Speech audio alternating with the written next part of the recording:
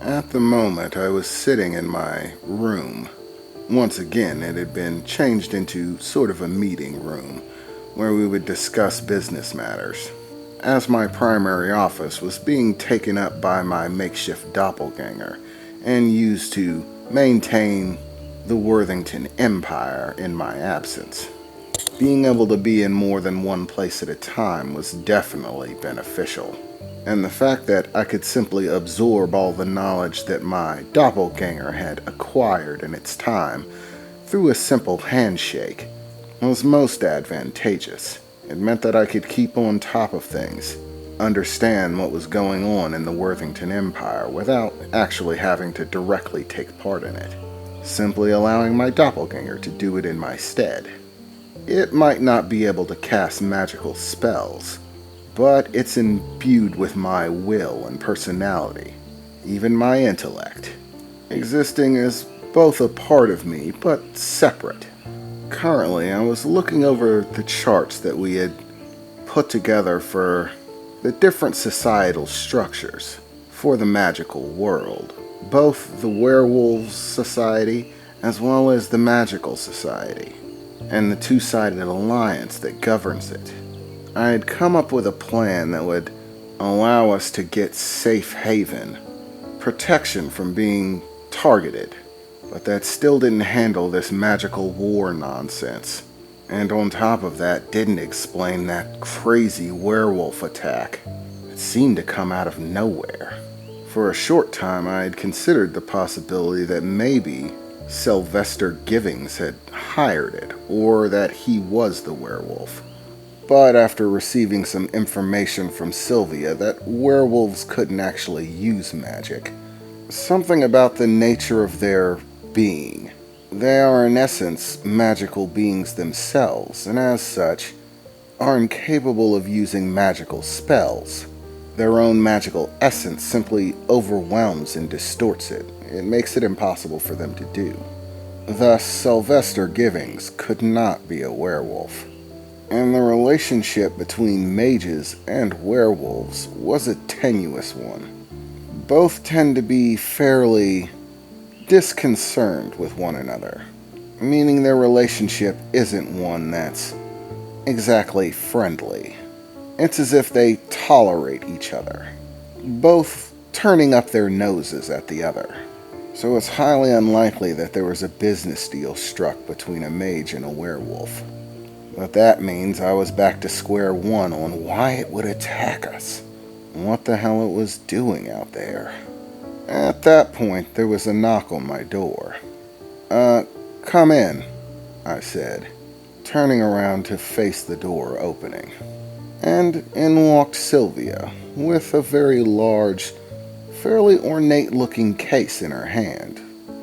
It was a beautiful stained wood, cherry wood if I'm correct, with symbols carved into its surface that looked both decorative and beautiful, but if I were to place my guess, had magical effect to them. "Hello again, Mr. Worthington," Sylvia said as she entered the room. "Well, it appears the time has finally arrived, my little friend. I have your enhancement product as ordered. I do believe it's some of my best work, and I hope you like it. Quite frankly, I found the form interesting to say the least. It's very unusual that I find someone's personality so hard to gauge. It is in fact exceptionally rare that a caster has such a form for their enhancement product, and I've seen a great many," Sylvia said as she placed the case down on the table in the room. "Well, go on, have a look," she said, gesturing towards the wooden box. Certainly," I said, as I walked up, standing in front of the box on the table. It was fairly long, a bit larger than I would have expected. She said something about the size of a quarterstaff, but this was a bit longer than that. There were several small bronze latches, which I didn't hesitate to open.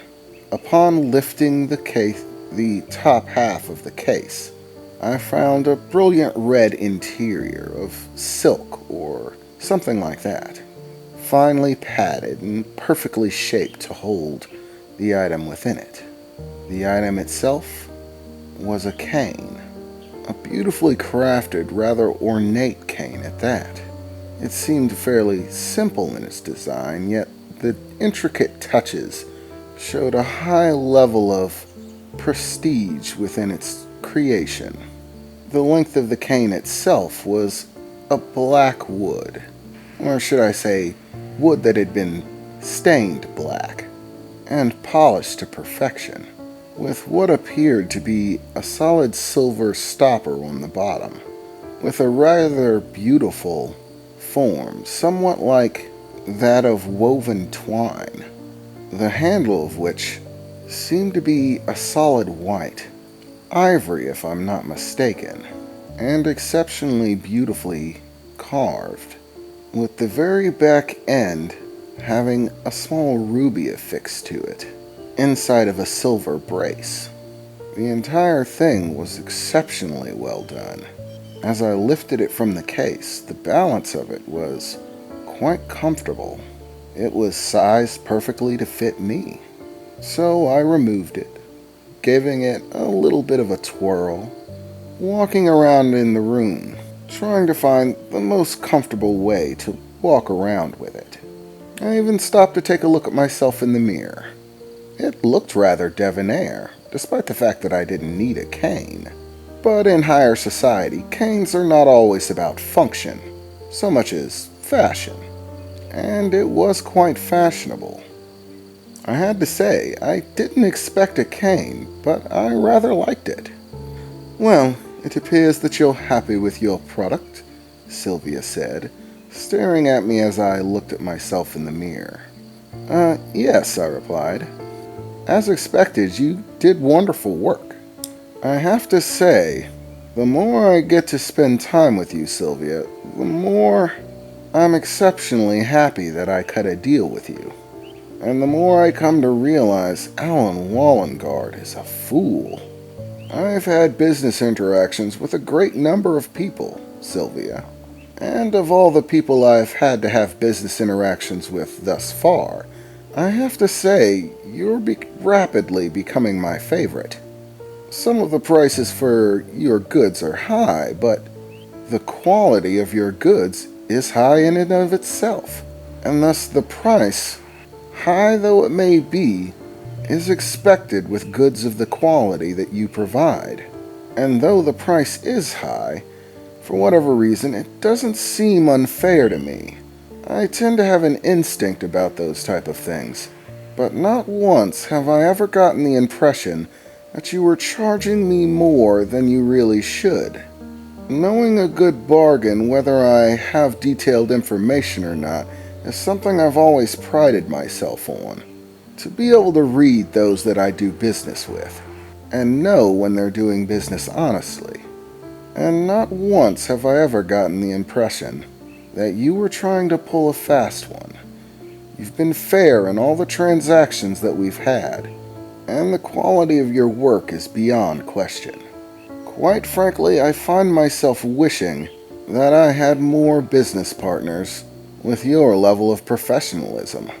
Ah, if only the world was so easy, I said, sighing a bit as I turned away from the mirror to speak to Sylvia, as I turned around to see her lighting up her tobacco pipe again. "Well, I'm happy that you're pleased with the work. It's rare that I get compliments, but they are appreciated nonetheless. I do, however, have other things to attend to, so while staying around and chatting might be somewhat pleasant, I am very busy. I still have items to deliver to your two friends. I do hope you enjoy this cane. I worked quite hard on it. Try not to muck it up, and I'll bid you adieu, young Mr. Worthington," Sylvia said, taking another hit as she slowly exited the room, breathing a trail of smoke as she left. At the moment, I was quite joyful, despite the problems that I was currently facing. This little moment of comfort, enjoying my new cane, was nice. It wasn't a bad thing to enjoy yourself every now and again. Enjoying the little things is what makes life worth living, after all. But as I continued walking around the room, striding about, joyful in the use of my new magical enhancement product, suddenly an image popped into my mind that tore me away from that oh-so-happy feeling. Once again, my mind came back to the man in the pinstripe suit, and the fact that on many occasions I've seen him using a cane. Is that his magical enhancement product? Sylvia said that a cane is a rare form that people rarely use, or that rarely fits them.